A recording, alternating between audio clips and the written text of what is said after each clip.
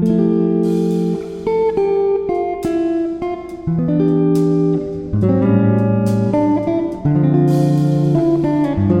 বন্ধুরা, আশা করি সবাই খুব ভালো আছেন আর অনেক অনেক রান্না করে আপনজনদের অনেক আনন্দ দিচ্ছেন। কেটে নিয়েছি কিছু সবজি আর খানিকটা চিকেন নিয়ে নিচ্ছি, প্রায় 500 গ্রাম মতো। একদম ফ্রোজেন চিকেন, প্যাকেট থেকে সবে কেটে বার করছি। চিকেনটা জলে ধুয়ে একটু নুন জল দিয়ে ভালো করে ভিজিয়ে রেখে তারপরে রান্নায় ব্যবহার করব। ফ্রোজেন চিকেন কিংবা এমনি চিকেন আসলে একটু নুন আর একটু ভিনিগার দিয়ে জলে ভিজিয়ে রাখলে তাহলে ওর মধ্যে জার্মস যেগুলো থাকে সেগুলো খানিকটা হলেও একটু ক্লিয়ার হয়। যাই হোক, চিকেনগুলো পরিষ্কার করে নিয়েছি। আজকে একটা স্যুপ বানাই, আপনাদের সঙ্গে সেই স্যুপ বানানোর রেসিপি শেয়ার করছি। আমি এখানে দেখতেই পাচ্ছেন 500 গ্রাম চিকেন নিয়েছি। চিকেনের টুকরোগুলো আমি আর ছোট করিনি, এরকম বড়ই রয়েছে। চিকেনগুলো একটু ম্যারিনেট করে নেব, তার জন্য দিয়ে দিচ্ছি গোলমরিচের গুঁড়ো। আমি 1 টিস্পুন গোলমরিচের গুঁড়ো দিয়েছি। দিয়ে দিচ্ছি জিঞ্জার পাউডার আর গার্লিক পাউডার। এখানে পাউডারের বদলে জিঞ্জার গার্লিক মানে আদা রসুন বাটাও দিতে পারেন। আমার কাছে গুঁড়ো ছিল, তাই জন্য আমি আদা আর রসুনের গুঁড়ো ব্যবহার করলাম। আর দিয়ে দিচ্ছি স্বাদ অনুযায়ী লবণ। এখানে 1/2 টিস্পুন লবণ দিয়েছি। ভালো করে একটু মাখিয়ে নিচ্ছি, মাখিয়ে খানিকক্ষণ রেখে দেব। আর একটু লেবুর রসও এর মধ্যে দিয়ে দিচ্ছি। খেয়াল রাখবেন যাতে যদি পাউডার দেন কিংবা পেস্ট, এই আদা রসুনের গুঁড়ো কিংবা পেস্ট যেটাই ব্যবহার করেন না কেন, সেটা যেন ভালো করে চিকেনের গায়ে মাখানো হয়, তাহলেই ম্যারিনেশনটা ঠিকভাবে হবে। ওই জন্য হাত দিয়ে ডোলে মাখিয়ে নেওয়াটাই বেস্ট ওয়ে, সুবিধে। চিকেন ম্যারিনেশনে রেখে দিয়েছি, এরপর চলে যাব মূল রান্নায়। তার জন্য উনুনে বসিয়ে দিয়েছি একটা ফ্রাইং প্যান, আর তাতে 2 চামচ মাখন দিয়ে নিলাম। বন্ধুরা যারা ইউটিউব থেকে এই ভিডিওটা দেখছেন তাদের কাছে একান্ত অনুরোধ চ্যানেলটিকে সাবস্ক্রাইব করে আমাদের পাশে থাকার জন্য।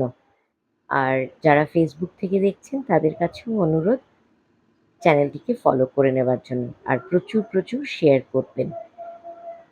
নতুন ধরনের একটা স্যুপের রেসিপি আমি আমার মতন করে তৈরি করছি, আপনারা দেখে নিন। যদি পছন্দ হয় আপনারাও এইভাবে স্যুপ বানিয়ে নিতে পারেন। এটা একটা কমপ্লিট স্যুপ, এর সঙ্গে পাউরুটির কোনো দরকার নেই।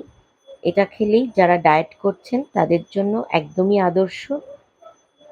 প্রোটিন এবং ভিটামিনের সমন্বয়ে এটা তৈরি। খেলে অবশ্যই ভালো লাগবে, আর অবশ্যই এটা আপনারা একবার রান্না করে দেখবেন কেমন লাগে। তবে আমার তো খুবই ভালো লেগেছে খেয়ে। আমার বাড়ির অন্য সদস্যদেরও খুব পছন্দ হয়েছে, তাই আমি এখন এরকম মাঝে মাঝেই স্যুপ বানিয়ে থাকি। নিয়ে নিচ্ছি 2 মুঠ ওটস। ওটসটা একটু শুকনো তাওয়ায় হালকা নেড়ে চেড়ে নিচ্ছি, একটু ড্রাই রোস্ট করা আর কি। ড্রাই রোস্টটা করলে ওর একটা যে লতলতে ভাব থাকে সেটা অনেকটা কমে যায়, তাই জন্যে ড্রাই রোস্ট করে নিলাম। এবার কড়াইতে চিকেন পিসগুলো মোটামুটি ফ্রাই হয়ে এসেছে, এর থেকে বেশি ভাজার আমাদের দরকার নেই। আমরা এবার চিকেনের টুকরোগুলো ফ্রাইং প্যান থেকে তুলে নেব। আপনাদের কাছে অনুরোধ, ভিডিওটি দেখে প্লিজ লাইক আর শেয়ার দিতে ভুলবেন না। আবারও দিয়ে দিলাম 1 চামচ মতন মাখন। দুবারে দিলেও এটা 1 চামচের পরিমাণেরই মাখন। মাখনটা আবারও একটু গলিয়ে নিয়ে এর মধ্যে দিয়ে দেব এবার কেটে রাখা সবজিগুলো। একে একে প্রথমে রসুন আর পেঁয়াজটা আগে দিয়ে নিচ্ছি, তারপর বাকি সবজিগুলো দিয়ে দিচ্ছি। রসুন আর পেঁয়াজটা আগে একটু হালকা নাড়িয়ে নিচ্ছি। বেশি কড়া ভাজার দরকার নেই, বেশি এইরকম হালকা ব্রাউনিশ মতন কালার আসলেই বুঝবেন ভাজাটা হয়ে গেছে। এরপরে এখানে অ্যাড করব সবজিগুলো। সবজিগুলো সব মোটামুটি একসাথেই দিয়ে দিচ্ছি, কারণ খুব পাতলা পাতলা করে কাটা, এটা সেদ্ধ হতে বেশিক্ষণ লাগবে না, তাই জন্যে সব একবারেই দিয়ে দিলাম। এর মধ্যে ক্যাপসিকাম, গাজর, বিনস আর টমেটো আছে। এছাড়াও আপনারা আপনাদের পছন্দ মতো সবজিও এর মধ্যে দিয়ে দিতে পারেন। দিয়ে দিলাম স্বাদ মতো লবণ। লবণটা দেওয়ার সময় একটু খেয়াল রাখতে হবে, মাংসে কিন্তু লবণ দেওয়া আছে, তাই শুধু সবজির জন্য যেটুকু লবণ লাগে। আর দিলাম খানিকটা গোলমরিচ। খুবই সামান্য উপকরণে এই স্যুপটা তৈরি করা যায় এবং খেতেও হয় অসাধারণ এবং খুবই স্বাস্থ্যকর, হেলদি স্যুপ এটা। একটা কমপ্লিট ফুড, ওয়ান পট মিল এক রকমের বলা যেতে পারে, কারণ এর মধ্যে মাংস আছে, সবজি আছে, ওটস আছে। ভাত যারা অ্যাভয়েড করছেন, রুটি কিংবা ভাত যারা পরিহার করেছেন, মানে খাচ্ছেন না, তাদের জন্য এই রকম স্যুপ একদম পারফেক্ট। সবজি মাংস সবই সেদ্ধ হয়ে গেছে। আমি মিনিট 7-8 মতন ঢাকা দিয়ে রেখেছিলাম।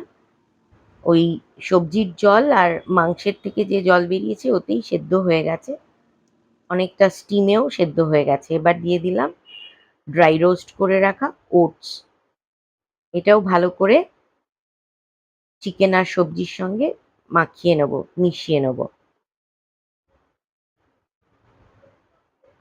এবার দিয়ে দিলাম প্রয়োজন অনুযায়ী জল। জল আপনি নর্মাল টেম্পারেচারেও দিতে পারেন, গরম জলও দিতে পারেন, তাতে কোনো অসুবিধে নেই। ভালো করে নাড়িয়ে চাড়িয়ে আবারও একটু ঢাকা দিয়ে রাখবো। এবারও 7-8 মিনিটের মতন ঢাকা দেব। আমাদের স্যুপ প্রায় তৈরি, আমরা শেষ পর্যায়ে চলে এসেছি। এখন কিছুটা স্বাদ বাড়ানোর জন্য, মানে টু এনহ্যান্স দ্য টেস্ট, আমাদের কিছু জিনিসপত্র এর মধ্যে যোগ করতে হবে। আমি এখানে দিয়ে দিলাম 1 টিস্পুন ওয়েস্টার সস।